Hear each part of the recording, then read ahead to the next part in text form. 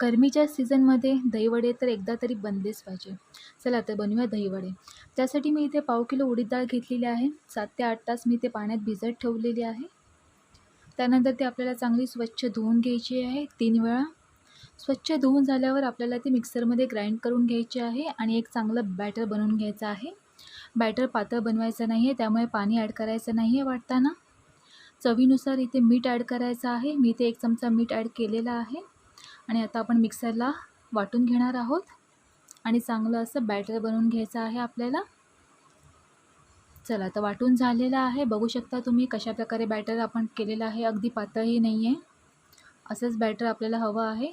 अजून घट्ट असेल तरीही चालेल. आता हे बॅटर आपलं मिक्स करून झालेलं आहे.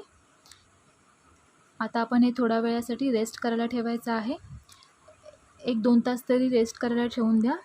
नाही केलं तरीही चालेल. डायरेक्ट वडे करायला घेतले तरी पण चालेल. पण रेस्ट करायला ठेवलं की ते चांगलं फर्मेंट होतं. आता आपण वडे तयार करायला घ्यायचे आहेत. कढईमध्ये तेल तापायला ठेवलेलं आहे. आता आपण एक एक करून वडे तेलामध्ये सोडायचे आहेत आणि तळून घ्यायचे आहेत. बघू शकता तुम्ही. आपण आता वडे हे डीप फ्राय करून घेणार आहोत. गोल्डन कलर येईपर्यंत आपण फ्राय करून घ्यायचे आहेत. मी चमच्याने वडे सोडत आहे तेलामध्ये, कारण का तेल हातावर उडतं म्हणून. त्यासाठी शक्यतो चमच्यानेच तुम्ही वडे तेलामध्ये सोडा. बघू शकता आपले वडे कसे तळून झालेले आहेत. गोल्डन कलर मस्त आलेला होता आपल्या वड्यांना. आता आपण दहीचं मिक्सचर बनवून घ्यायचं आहे. दही चांगलं फेटून घेतलेलं आहे मी. आता आपण त्याच्यामध्ये 3 चमचे साखर टाकायची आहे. साखर टाकून झालं की मिक्स करून घ्यायचं आहे. अर्धा चमचा इथे मी मीठ टाकलेलं आहे. अर्धा नाही, 1 पाव चमचा मीठ टाका तुम्ही चवीसाठी. थोडीशी हळद टाका. थोडासा मसाला ॲड करा. सगळं मिक्स करून घ्यायचं आहे. चाट मसाला टाकायचा आहे. तेही छान प्रकारे मिक्स करून घ्यायचं आहे. आणि अशा प्रकारे आपलं दहीचं मिक्सचरही तयार झालेलं आहे.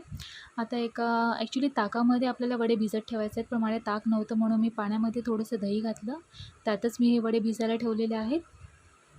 आता सर्विंग करायचं आहे आपल्याला. त्यासाठी एका बाउलमध्ये मी वडे जे आपण ठेवले होते ताकामध्ये भिजत, ते स्क्वीज करून घेतलेले आहेत.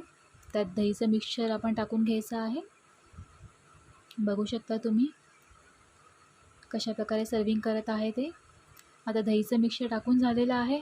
आता गार्निशिंगसाठी आपण वरून थोडीशी हळद आणि थोडासा मसाला स्प्रिंकल करायचा आहे. बघू शकता किती छान दिसतंय ते.